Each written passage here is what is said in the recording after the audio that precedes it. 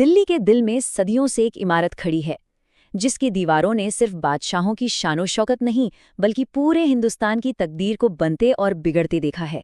जी हाँ, हम बात कर रहे हैं लाल किले की।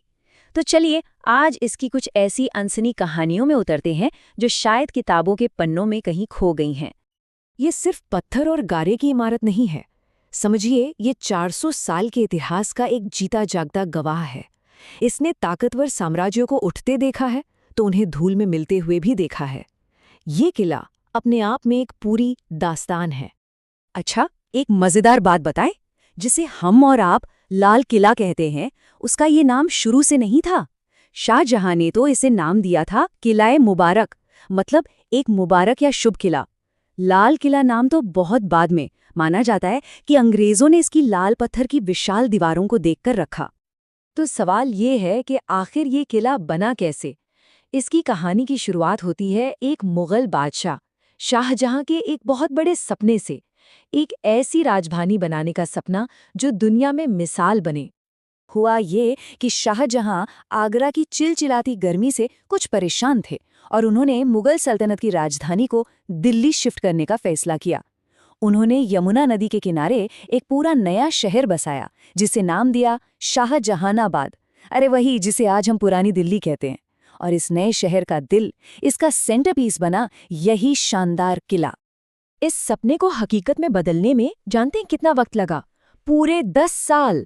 1638 में काम शुरू हुआ और हजारों कारीगरों के दिन रात की मेहनत के बाद 1648 में जाकर ये आलीशान किला मुबारक बनकर तैयार हुआ। जरा सोचिए, 1 दशक तक चली थी ये मैसिव कंस्ट्रक्शन। तो चलिए, अब वक्त में थोड़ा पीछे चलते हैं। किले के दरवाजों से अंदर कदम रखते हैं और देखते हैं कि इसकी दीवारों के पीछे कैसी अनोखी दुनिया बसती थी। किले का जो मेन एंट्रेंस है वो है लाहौरी गेट। इसका मुंह लाहौर शहर की तरफ है। लेकिन आज इसके सामने जो एक और दीवार दिखती है ना, वो शाहजहां ने नहीं बनवाई थी। उसे बाद में उनके बेटे औरंगजेब ने सुरक्षा के लिए बनवाया था। और इसी दीवार को मजाक में घूंघट वाली दीवार कहा जाने लगा। पर यह घूंघट शाहजहां को बिल्कुल पसंद नहीं आया। उस वक्त वो आगरा के किले में कैद थे। कहते उन्होंने वहीं से औरंगजेब को एक खत लिखा, जिसमें उन्होंने कहा था, बेटे, तुमने किले की दुल्हन के चेहरे पर घूंघट डाल दिया है। इस एक लाइन में ही उनका सारा दुख और नाराजगी साफ छलकती है। लाहौरी गेट से जैसे ही हम अंदर आते हैं, हम पहुंचते हैं छत्ता बाजार में। इसे मीना बाजार भी कहते हैं। ये खास तौर पर शाही खानदान की औरतों के लिए बनवाया गया था। सोचिए, उस जमाने का एक लग्जरी शॉपिंग आर्केड, जहां अरब और फारस से व्यापारी रेशम, गहने और इत्र बेचने आते थे। और कमाल की बात तो ये है कि 350 साल बाद भी ये बाजार आज भी उतना ही गुलजार है। बाजार से आगे बढ़ते ही आता है नौबत खाना, यानी ड्रम हाउस। यहाँ दिन में 5 बार शाही संगीत बजता था और बादशाह के आने जाने का ऐलान होता था। लेकिन इस संगीत के शोर के पीछे एक स्याह सच भी छुपा है। यही वो जगह है जहां बाद के 2 मुगल बादशाहों, जहांदार शाह और फर्रुखसियर का बेरहमी से कत्ल कर दिया गया था। अब हम आते हैं दीवाने आम में। ये वो जगह थी जहां बादशाह आम जनता से मिलते थे, उनकी शिकायतें सुनते थे।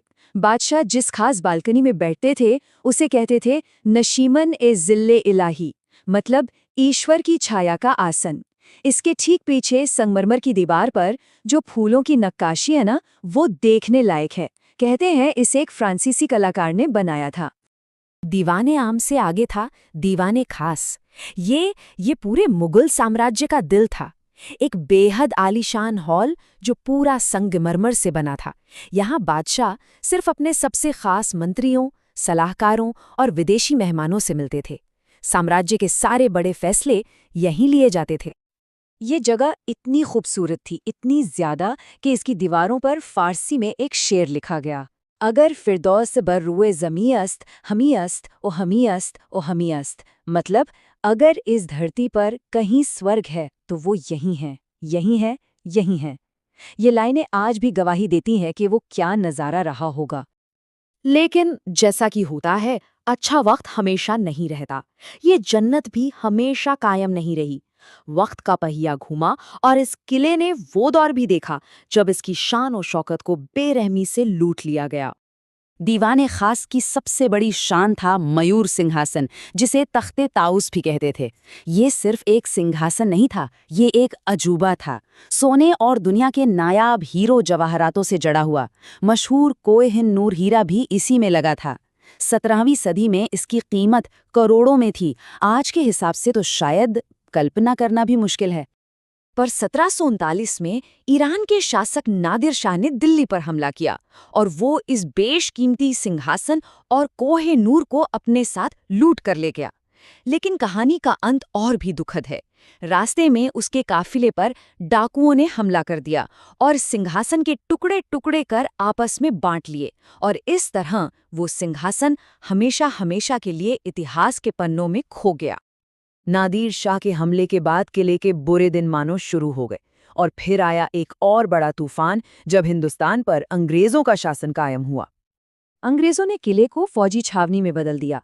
उन्होंने अपनी जरूरत के हिसाब से कई खूबसूरत मुगल इमारतों और मेहताब बाग जैसे बगीचों को तोड़ दिया और उनकी जगह सैनिकों के लिए सीधी सादी बैरकें और परेड ग्राउंड बनवा दिए। आज भी किले में आप मुगल और ब्रिटिश आर्किटेक्चर का ये फर्क साफ साफ देख सकते हैं। और फिर किले ने शायद अपने इतिहास का सबसे दुखद और अपमानजनक पल देखा। 1858 में आखिरी मुगल बादशाह बहादुर शाह जफर पर अंग्रेजों ने बगावत का मुकदमा चलाया। और विडंबना देखिए, ये मुकदमा उसी दीवाने खास में चला जहां बैठकर कभी उनके पुरखे पूरे हिंदुस्तान की किस्मत का फैसला करते थे। मुगल सल्तनत तो खत्म हो गई, लेकिन लाल किले की कहानी अभी खत्म नहीं हुई थी। इसकी विरासत ने एक नया जन्म लिया, एक बिल्कुल नए रूप में। बहादुर शाह जफर को देश निकाला देकर रंगून यानी बर्मा भेज दिया गया, जहां गुमनामी में उनकी मौत हो गई। उन्होंने वहीं से अपना दर्द बयां करते हुए लिखा था, कितना है बदनसीब जफर, दफन के लिए 2 गज जमीन भी न मिली कुएं यार में। लेकिन देखिए वक्त का खेल। जिस किले से आखिरी बादशाह को बेइज्जत करके निकाला गया, वही किला आज़ाद भारत की आन बान और शान का प्रतीक बना। 15 अगस्त 1947 को भारत के पहले प्रधानमंत्री पंडित जवाहरलाल नेहरू ने यहीं से तिरंगा फहराया, और तब से ये एक ऐसी परंपरा बन गई है जो हर साल दोहराई जाती है। और हाँ, 2007 में यूनेस्को ने इसे वर्ल्ड हेरिटेज साइट का दर्जा भी दिया। तो जब हम आज लाल किले को देखते हैं तो ये सिर्फ एक पुरानी इमारत नहीं है, ये वक्त का एक लंबा सफर है। ये ताकत के बनने और बिखरने की कहानी है, और सबसे बढ़कर ये एक राष्ट्र के दोबारा खड़े होने का प्रतीक है। सवाल यही है कि सदियों से खड़ी इमारत हमें अपने इतिहास, अपनी गलतियों और अपनी जीतों के बारे में आखिर क्या सिखाती है। इस पर सोचना वाकई जरूरी है।